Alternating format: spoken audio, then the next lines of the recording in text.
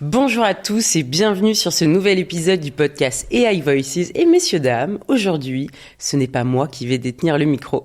Je laisse ce micro favori pour le donner à Charlotte, qui va être celle qui va mener l'interview d'aujourd'hui. C'est marrant d'inverser un peu les rôles. Moi, je sais la femme incroyable que tu es, puisque on est amis aussi dans la vie. L'idée, c'est qu'aujourd'hui, on puisse parler de tes expériences entrepreneuriales, ce qui t'anime, ce qui te passionne dans la vie, pour que les gens puissent en apprendre aussi plus sur toi. Pour commencer, qui es-tu toi, Aurélia, si tu devais te définir en 3 mots? Uniquement 3 mots. Hein. Si je dois me définir en 3 mots, écoute, le premier mot qui vient à l'esprit, c'est fiable, honnête, loyal. Mais bon, ça, pour moi, je le résume en un. Persévérante, je pense. On le verra après. Ouais, fiable, persévérante et j'aime la vie, quoi. Enfin, c'est, tu vois, tout faire pour, tu vois, la vie a tellement à nous offrir, tu vois, que mon but, c'est de profiter de chaque instant, c'est de faire un maximum de trucs, c'est de m'asseoir. Mon rêve, très clairement, c'est de m'asseoir à 80 piges dans mon canapé et de me dire, quelle vie j'ai vécue, franchement. Et je pense qu'on est bien en train de réaliser vrai. Mais c'est pas facile comme question, je trouve. Toi, t'aurais dit quoi pour moi? Moi, je t'aime bien parce que Allez, c'était très drôle. Tu me trouves drôle, Chacha? Ouais, mais c'est important. Sinon, on se fait chier, quoi. Ouais, c'est clair. Si on peut pas se marrer. Très clair. Et à quoi ça sert? Et non, mais t'es toujours. Tu galères pour les deux autres, là? Tellement à l'écoute. Je continue. Et toujours de bons conseils. Voilà, j'apprends beaucoup avec toi, donc franchement, merci. Trop chou. Alors, si on revient un peu aux bases de tes premières expériences dans le travail, voilà, moi, je veux savoir quel est ton premier job et ensuite ce qui t'a amené à entreprendre, quel a été le déclic.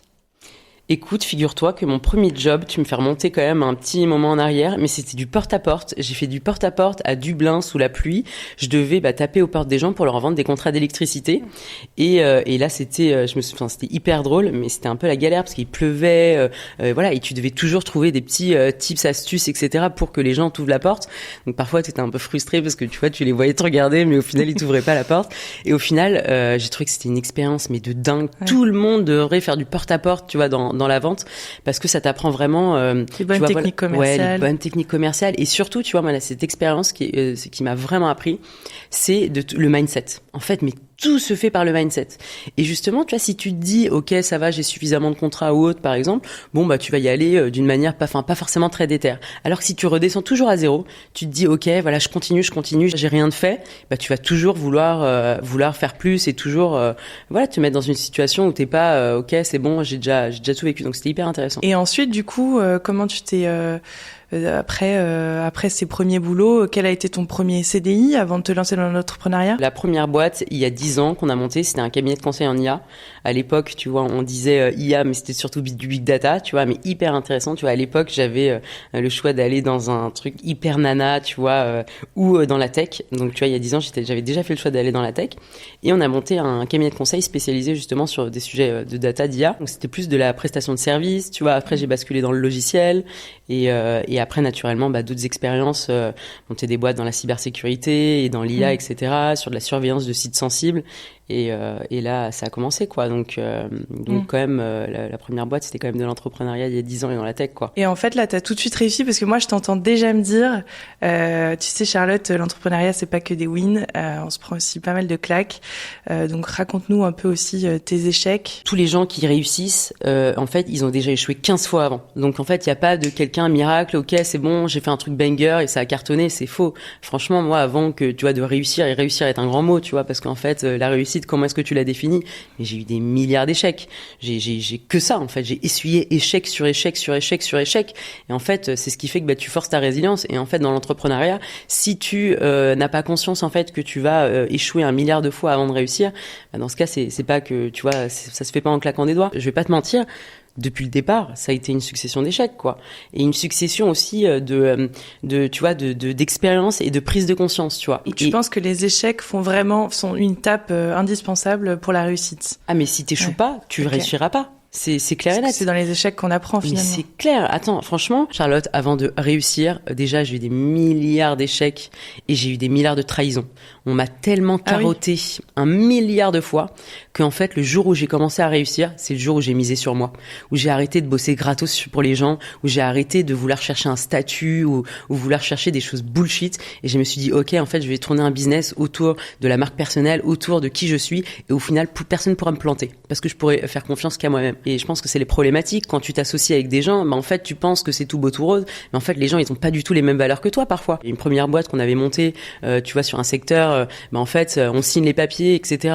Après, j'apprends que la personne, elle a accepté un nouveau job ailleurs et que l'autre personne, elle bosse à mi-temps. Donc, en fait, moi, je suis full-time sur le sujet. Je me dis, mais attends, non, ça va pas le faire. J'ai voulu m'associer à un autre mec et je me souviens à l'époque, c'était juste pour être CEO, tu vois. Je sais pas pourquoi, tu vois, j'avais ce truc où je voulais trop de la reconnaissance, être CEO. Maintenant que tu vois que j'ai un peu plus de recul, mais alors Dieu soit loué que CEO, franchement, c'est le pire job d'un côté. C'est tellement de responsabilité aussi. C'est le pire job en vrai, CEO. Ouais. T'as toutes les galères, t'as toutes les responsabilités. C'est pas du tout, tu vois, ce que je croyais à l'époque. Les contrats prenaient du temps à être faits, tu vois, j'ai bossé gratos, tu vois, j'ai tout donné, tu vois.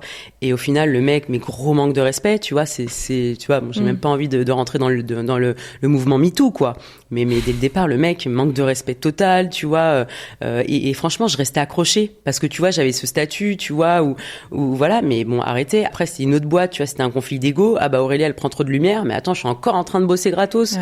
Et tu vois, là, t'es en train de me dire, bah non, je ramène de lumière à ta boîte, tu vois, pas à moi, tu vois. Et voilà, et je pense que c'était une succession d'échecs, tu vois, où en fait, franchement, je me souviens, j'étais à tapis. Parce qu'en fait, j'investissais même tu vois, au-delà de bosser gratos, franchement, je payais les gens pour bosser pour eux, quoi. C'est abusé, tu vois. Et en fait, j'étais à tapis. Alors certes, j'avais un bon réseau, tu vois, et que j'ai toujours été réglo avec les gens, donc forcément, tu vois, ça peut aider. Mais en fait, j'étais à tapis, j'avais pas d'argent, et en fait, je me suis dit, tu vois, j'ai lancé Aurélie IA, ça va être un truc où je vais pouvoir te compter que sur moi-même. Et en fait, voilà, je me suis mis à tapis, j'avais 5 000 € sur le compte, tu vois. Je me suis dit, ok, bah je vais investir dans la création de contenu, je vais commencer à faire des vidéos, tu vois, je vais montrer un peu, tu vois, mon expertise, etc. Et c'est le jour où j'ai commencé à parier sur moi que là, ça a commencé tu vois, à cartonner. C'est ça qui t'a forgé et qui fait ce que t'es aujourd'hui, finalement. C'est vrai qu'on voit toujours la face de toi d'une femme forte, mais derrière, il y a eu pas mal quand même d'étapes avant de devenir ce que t'es. Mais donc, Chacha, la femme forte, c'est surtout une femme qui a essuyé tellement d'échecs en fait que maintenant, que veux-tu ? En fait, il y aurait plein d'échecs qui vont arriver sur ma route. J'ai tellement eu de galères, tellement eu de coups bas, tellement eu de trucs comme ça qu'en fait, écoute, au point où j'en suis, franchement, je suis tellement capable de les encaisser. Et je pense que c'est ça la vraie valeur d'un entrepreneur, tu vois. C'est d'essuyer tous ces échecs, tu vois, et en fait, de rebondir. Toujours se relever, ne jamais perdre espoir. Parce qu'en fait, c'est le dernier pas que tu vas faire, tu vois, le dernier pas où tu dis, franchement, je suis foutu. Le dernier pas que tu vas faire, c'est peut-être le pas justement où tu vas commencer à cartonner, quoi. C'est intéressant comme mindset. En parlant de galère, je me demandais si t'avais pas aussi une petite anecdote un peu marrante côté business, un truc dont tu te souviens. Je me suis rendu compte que tous les projets sur lesquels j'ai travaillé, tous les échecs du coup que j'ai suivis m'ont amené là où je suis arrivée aujourd'hui. Tu vois, si j'avais pas travaillé gratuitement, si j'avais pas tu vois, sur ces sujets-là, sur des sujets de surveillance de sites sensibles, sur des sujets d'IA, d'éthique, de cybersécurité, tu vois, en fait, j'en serais pas là aujourd'hui. C'est vrai que c'est marrant parce que finalement, t'aurais pu 1000 fois tout laisser tomber, passer l'éponge. Et en fait, tu t'es toujours relevé. Ouais. Donc les gens qui ont voulu à chaque fois te rabaisser, c'est l'expérience. Et tu vois, moi, j'ai toujours laissé l'argent. En fait, reste avec ton argent, reste avec ta malhonnêteté ou en tout cas ton manque de fiabilité. Et crois-moi que le karma va faire le boulot. Donc c'est pour ça, tu vois, l'argent en soi, si t'es drivé que par l'argent, mais en fait, tu réussiras pas forcément parce que c'est pas ça tu vois, ça doit pas être ça ton leitmotiv, tu vois. Et en fait, c'est ça, c'est le fait d'être trop gentil, tu vois, d'accorder trop d'importance au titre ou voilà, alors qu'en fait, il faut surtout savoir, mais qu'est-ce qui t'épanouit toi, pourquoi tu te lèves le matin et surtout faire un business, tu vois, qui va marcher autour de qui tu es. Après, c'est l'effet inverse qui se passe. C'est qu'en fait, t'as attiré les mauvaises personnes parce que tu es allé vers cette expérience pour les mauvaises raisons et maintenant regarde. Antoine, toi, Mel et des milliards de personnes avec qui on bosse au quotidien, mais je suis tellement fière, tu vois, de me dire, ok, tu vois, j'ai tellement galéré toutes ces années, mais maintenant, attends, on a une équipe, mais du feu de Dieu, et en fait, c'est cette équipe qui va faire qu'on va cartonner, et tu vois, c'est mon leitmotiv au quotidien, c'est de faire que, tu vois, toute l'équipe, soit heureuse, épanouie, que chacun prenne sa place, etc., et qu'il qui est pas d'entourloupe comme moi j'ai pu avoir, tu vois, par le passé, quoi. Si tu t'étais pas lancé dans l'entrepreneuriat, tu te verrais dans quoi? Si je m'étais pas lancée dans l'entrepreneuriat, très clairement, je pense que je me serais quand même lancée dans l'entrepreneuriat, Ah ouais. mais j'aurais été dans l'humanitaire. J'aurais rêvé, et je rêve encore, hein, tu vois, c'est pas un rêve c'est un rêve qui est pas encore abouti, mais j'aurais rêvé de faire de l'humanitaire, tu vois. En fait, je me rends compte, tu vois, et même quand tu commences à voyager, tu te rends compte qu'en fait, on est les petits richoux de France, tu vois, en fait, on a tout à disposition, les soins, les trucs comme ça, etc. Les gens, ils ont pas le quart du 8e de ce qu'on a, tu vois, et même que ce soit, même les personnes qui sont en difficulté, les autres, ils ont même pas le quart, et pourtant, ils sont tellement heureux, et tu vois, de pouvoir, ouais, franchement, je pense que si j'avais pas fait d'entrepreneuriat, j'aurais clairement fait de l'humanitaire. Ouais. C'est vrai que les voyages, c'est tellement enrichissant. D'ailleurs, on va partir bientôt.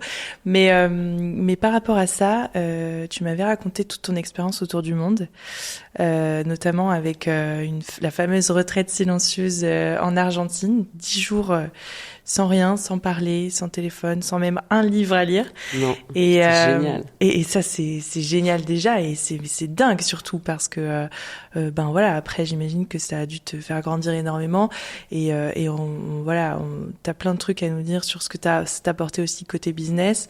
Donc voilà, raconte-nous tes expériences voyage, parce que je pense que c'est aussi ce qui te passionne, et comment t'as eu ce déclic de partir en tour du monde solo. En tant que femme. Meilleure idée ever de partir en tour du monde en solo, quoi. Ouais. Et ça, c'était avant de créer ta boîte, du coup. C'était, tu vois, c'est que j'avais bossé comme une malade pendant 3 ans, on avait cartonné, etc. Et je me sentais pas de re-signer un autre contrat derrière, tu vois, j'avais besoin d'un break. Et en fait, le seul truc qui m'est venu à l'esprit, c'est je vais surtout prendre mon sac à dos et je vais partir, quoi. Je vais partir, je vais découvrir le monde, je vais prendre soin de moi, en fait. Faire une pause et je vais apprendre à me connaître. Parce qu'en fait, à part la Aurélia qui aime bosser, qui a des potes et qui aime la musique, tu vois, je savais pas vraiment qui j'étais. Et le fait de partir en tour du monde en solo, en fait, je me suis retrouvée face à moi-même. Et en fait, en arrivant sur place, je me suis dit, mais qu'est-ce que moi j'ai envie de faire? Et après, je me suis découvert que j'adorais les treks, que j'adorais la plongée, que tu vois, il y a plein de choses que j'adorais faire. Mais vu qu'en général, je suis plutôt piste, tu vois, et je suis le flow. C'est dur de se retrouver seule avec soi-même. Je pense. T'as aimé ça vraiment? Écoute, j'ai adoré. Qu'est-ce que t'as appris alors? J'ai adoré. Sur toi? Déjà, ce qui était marrant, c'est à peine je suis arrivée à Singapour, tu vois, bagage perdu, tu vois, donc j'avais pas, et tout. Encore des galères. Mais en fait, toutes les galères ensuite, typhon aux Philippines, incendie en Australie, inondation en Nouvelle-Zélande, tu vois. À chaque fois que j'arrivais dans un nouveau pays, il y avait une catastrophe naturelle ou un problème qui se passait, quoi. Donc encore une fois, un truc qui disait de tout arrêter, mais t'as continué. Bien sûr, en fait, tu continues et pour rien au monde j'aurais arrêté, tu vois, c'est des épreuves qui sont face à toi, tu vois, mais après c'est comment est-ce que tu fais pour voir le positif, tu vois, il y a toujours une situation positive dans chaque situation, à toi de voir le verre à moitié vide ou à moitié plein, quoi. C'est ça aussi, comment réussir sa vie, c'est en partie, tu vois, voir toutes les choses positives que t'as et plutôt que de blâmer. Alors c'est plus facile à dire qu'à faire, mais si tu switches le problème et tu te dis, ok, quels sont les 3 trucs géniaux que j'ai fait aujourd'hui, tu vois, plutôt que quels sont les 3 trucs horribles qui me sont arrivés. Et voilà, et c'est vrai que donc l'enchaînement, tu vois, après de voyager seul, de faire des treks, tu vois, d'écouter de la musique dans des endroits magnifiques, tu vois, tout en haut des montagnes, tu vois, c'était génial. Et je pense que l'élément qui avait vraiment été game changer, c'est quand je suis arrivée en retraite silencieuse. Voilà, ouais. Donc déjà, j'ai signé un papier sur lequel je m'engage à rester 10 jours. Et en fait, pas de portable, pas d'alcool, pas de cigarette, pas de livre, pas de stylo, pas le droit de toucher les gens ni de les regarder, quoi. Donc, et au final, c'est plus facile à dire qu'on pense. C'est plus facile à faire de ne pas parler parce qu'il y a personne qui parle. Donc, tu vas pas aller parler tout seul. Quoique, moi, je me bagne, en fait, ce truc. C'est génial, Chacha. Ah ouais. C'est génial, la retraite. Donc, en fait, t'arrives, t'as 10 jours, en fait, et tu te retrouves face à toi-même. Donc, en fait, tu médites de 4 heures du matin jusqu'à 9 heures le soir, tu vois, avec un gong qui retentit, etc. Et en fait, t'apprends à méditer. Au début, moi, la méditation, je pensais que c'est un truc de gros bullshitter, tu vois, c'était le truc à l'air médite. Mais en fait, c'est un vrai bail, hein, c'est un vrai truc, tu vois. Et maintenant, une fois que t'as fait 10 jours de retraite de méditation silencieuse, tu te mets en position méditation, mais c'est bon, instantanément, tu ressens l'énergie à travers ton corps et ça arrive à te calmer, tu vois. Et je pense que pendant ces 10 jours de retraite silencieuse, je m'étais filmée avant. J'avais fait une vidéo où j'avais dit un tel qui t'a fait ça, un tel qui t'a fait ça, un tel qui t'a fait ce coup bas, Aurélia ne pardonne jamais. En sortie des 10 jours, j'ai envoyé des textos à tout le monde, toutes ces personnes-là, en disant je te pardonne, tu vois, je suis passée à autre chose. Donc en fait, ça t'apprend vraiment à tu vois ne pas être voilà, ne pas avoir de la haine, ne pas avoir et ça je pense que j'ai vraiment gardé de la retraite silencieuse. Tu sais, je suis pas rancunière, tu vois, c'est qu'en fait chacun est comme il est, tu vois, et le seul truc que je ferais c'est que je m'éloignerais, tu vois, c'est ça ma punition entre guillemets plutôt que des engueulades, tu vois, qui vont à l'extrême.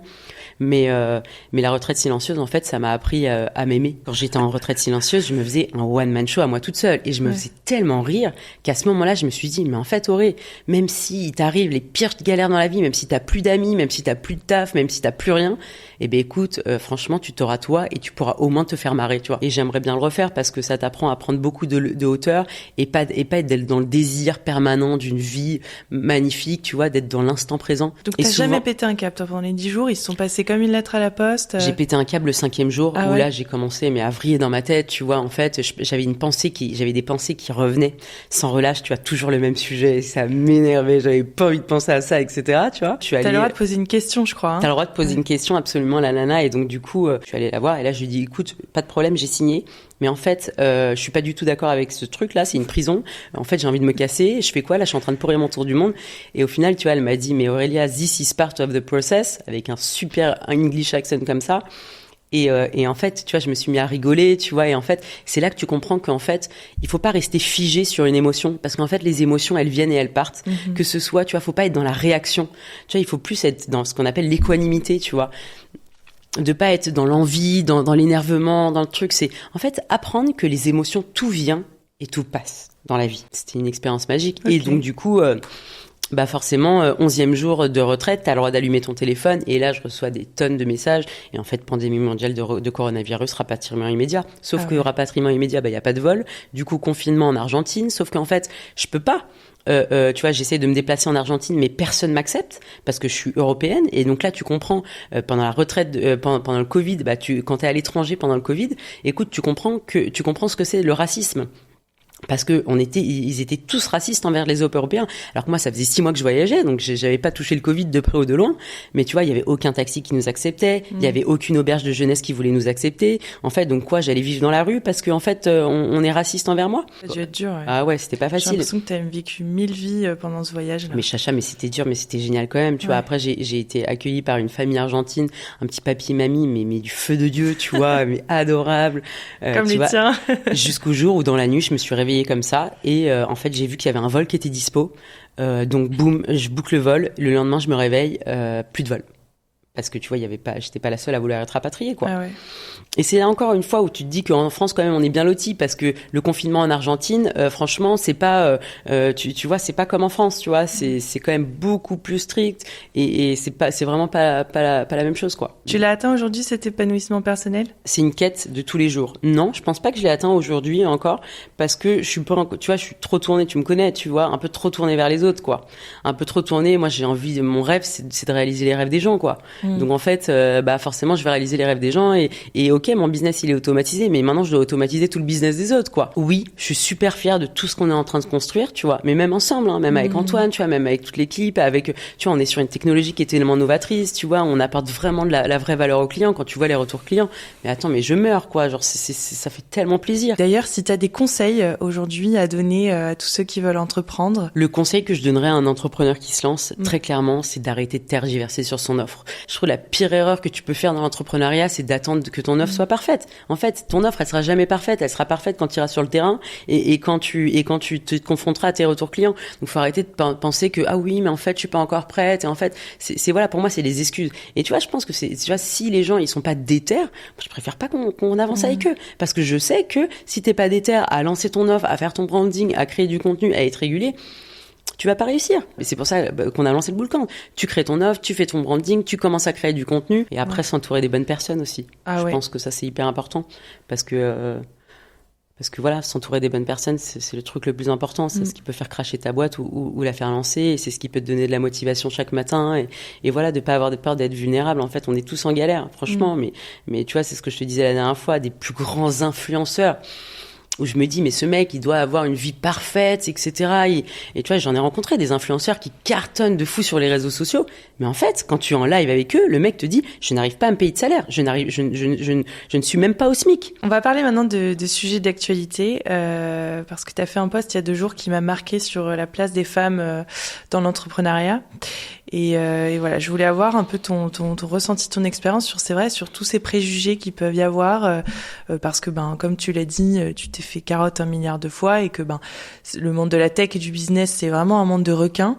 Et donc comment toi tu fais pour te faire ta place là-dedans et pour pas douter tout le temps en tant que femme, quoi. Je doute tout le temps de ma légitimité en tant que femme, quoi qu'il. Tu vois, en fait, c'est que veux-tu, c'est déjà, c'est pour ça, j'évite d'ouvrir les réseaux sociaux, parce que dès que j'ouvre les réseaux sociaux, je me fais insulter, mais tous les jours, tu vois, très régulièrement par des hommes, tu vois, très régulièrement, qui te disent qu'en fait, mais t'es complètement débile, que t'es grosse, que t'es ci, que t'es ça, que ce que tu dis c'est de la merde, alors qu'ils ont jamais ouvert ChatGPT, tu vois, que tu vois, ils sont toujours à te critiquer, tu vois, que t'es pas légitime, que en fait, et ça, je pense que ça, je le vois au quotidien. En général, c'est souvent par des hommes, parfois c'est par des femmes, tu vois, ça, je me dis, c'est encore pire, tu vois. Girl power, mais t'es où? Écoute, oui, être une femme dans la tech, c'est pas facile, mais je pense qu'on a quand même, tu vois, on a quand même une place à prendre parce qu'on a quand même notre, tu vois, et c'est pour ça c'est bien des équipes mixtes, etc.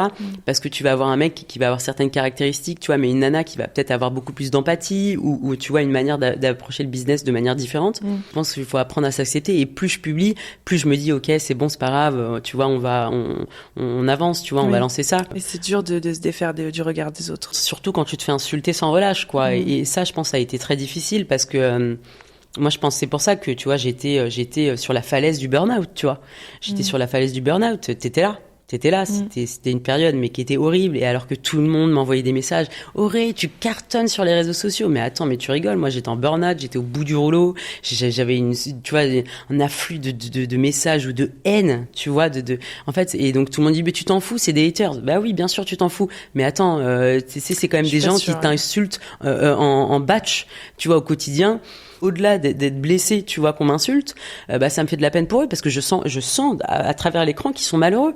Et en fait, j'ai envie de le dire, mais alors prends mon GPT Ikigai, trouve ta voie, tu vois, regarde, limite, tu vois, on va créer un projet qui te ressemble, mais sois pas frustré. Mais je pense que, tu vois, du coup, ça te donne encore plus la niaque, quoi. Je parlais du GPT Ikigai tout à l'heure pour mieux connaître sur soi, son personal branding.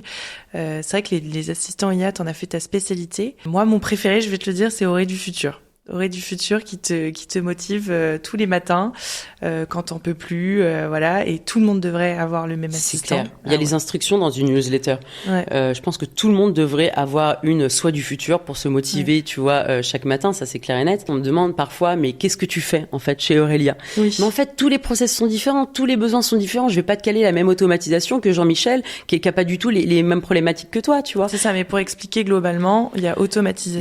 Il y a beaucoup de génération de leads. Okay. On fait beaucoup de génération de leads et on fait beaucoup de solutions IA personnalisées. Donc ça peut être des solutions de création de contenu, newsletter, ça peut être des solutions de contrôle de la politique commerciale, ça peut être, tu vois, il y a tout un tas de solutions, tu vois, c'est customisé, tu vois, pour les clients. Et après, tu as aussi beaucoup d'automatisation de devis, de factures, tu vois, tout ce qui est automatisation avec Make. Et le challenge qu'on a au quotidien, c'est qu'en fait, ça évolue tellement vite qu'en fait, il faut déjà qu'on soit sur la next step. Tout ce qu'on est en train de développer, tu vois, c'est sur les agents IA. Des agents IA, c'est pas la même chose que des assistants IA. Je vois du buzz sur les réseaux. Oui, voici mon agent, mais c'est pas du tout un agent. Alors, c'est quoi la différence entre les deux? La différence entre les deux, c'est l'autonomie, en fait, dans ce qu'il va pouvoir faire. Donc, par exemple, l'assistant IA, tu vas lui poser une question, il va te répondre. L'agent IA, tu vas lui dire, par exemple, ok, réserve-moi tel billet d'avion sur tel site, et en fait, il va agir pour toi. D'accord. Donc, il va prendre des décisions en toute autonomie. C'est toujours le business qui va faire la différence, parce que t'as beau avoir un agent IA qui va te faire qui va intervenir sur des sujets commerciaux, mais si tu mets du bullshit dans les insights commerciaux, laisse tomber. Donc en fait, oui, tout le monde peut faire des agents et des assistants IA. Tout le monde ne peut pas, tu vois, justement, avoir l'expertise métier pour les développer avec la bonne expertise et les bons insights. Si on revient maintenant un peu sur Aurélia, sur ta boîte, quelle est ta vision sur le long terme? Je pense que la vision, c'est de devenir l'agence IA incontournable qui démocratise l'accès à l'IA, que ce soit pour le grand public, mais aussi pour les entreprises côté B2B. Et surtout, franchement, en vrai, la vision cachée, c'est de réaliser les rêves des gens, quoi. Aujourd'hui, en un week-end, tu peux monter ton business, tu vois. Let's go, quoi. En fait, c'est arrêtons d'être esclaves dans des situations qui nous conviennent pas, tu vois. Et justement, commençons à réaliser nos rêves. Et bien évidemment aussi l'expansion à l'international, tu vois, qu'on commence déjà à faire, tu vois, avec les États-Unis, tu vois, avec l'Afrique, tu vois, voilà, tu vois, qu'on puisse continuer, tu vois, à développer, que ce soit en Europe ou à l'étranger. Si en fait tu devais, conseiller, rassurer la Auré de toi, parce que t'as ton GPT Aurélia du futur, si tu veux te parler à toi il y a 10 ans, qu'est-ce que tu dirais? Je lui dirais, crois en toi. Ouais. Crois en toi et en fait je lui dirais travaille, continue à travailler vraiment, tu y arriveras en travaillant dur. Je lui dirais prends soin de toi, Auré. Je lui dirais vraiment prends soin de toi à fond. Je lui dirais continue à être aussi bienveillante, etc. Parce que tu peux pas changer, tu vois, tu peux pas changer qui tu es, mais mets des limites, tu vois, mets des limites, prends soin de toi, tu vois, et fais-toi passer toi parfois avant les autres. Qu'est-ce qu'on peut te souhaiter alors pour la suite? Qu'on puisse, tu vois, continuer le super chemin qu'on est en train de faire, que ma famille, mes amis soient en bonne santé, que continuer à attirer des personnes, tu vois, qui nous ressemblent et avec qui on a envie de bosser, d'être fiers de nous, tu vois, d'être fiers de nous, de sortir des sentiers battus, C'est comme important. là on part au Brésil, Ouais. on quitte, tu vois, on quitte beaucoup de choses, tu vois, pour partir à l'étranger, etc. En équipe en plus, donc on a une chance absolue, c'est de profiter de l'instant présent, profiter des meilleurs moments. En fait, tu vois, je pense que pas se dire ok un jour on va réussir. C'est en fait c'est tu vois profiter de l'instant, tu vois, et se rappeler tous les moments qu'on va passer, tous les moments par lesquels on a eu de la difficulté, tu vois. Bah écoute, apprendre au passage et prendre que le meilleur, continuer à s'entourer des bonnes personnes et voilà. Et peut-être arrêter d'être trop exigeant avec soi-même. Merci beaucoup pour cette interview. Merci Chat, c'est un plaisir d'avoir répondu à toutes tes questions. Oui. Et voilà, en tout cas, moi je suis très très contente que tu aies pris le micro du podcast AI Voices quand même. Je n'ai jamais donné le micro. Mais tu es une star, Chacha. Ouais. Tu es une star, j'ai jamais donné le micro à personne et franchement je regrette pas du tout. Je regrette pas du tout de t'avoir donné les mains du micro et je suis sûre que ce n'est que le début, que plus tard, écoute, tu prendras peut-être le micro pour d'autres sujets, d'autres invités. Génial. Et voilà, j'ai hâte de voir la suite. Génial, c'était un plaisir, merci beaucoup. Plaisir partagé. Et toi, on peut te souhaiter quoi d'ailleurs pour la suite? Tout défoncer quoi, niquer le game ensemble. Bip. Ouais. Bip le game. Bip le game. ouais, pas peur de vraiment viséo comme je disais, aller loin, me former un maximum, devenir une experte de l'IA, même si je sais que t'aimes pas qu'on te dise ça. Parfait. Bah écoute, Chacha, un plaisir et on se dit à très vite au Brésil. Vite. Merci.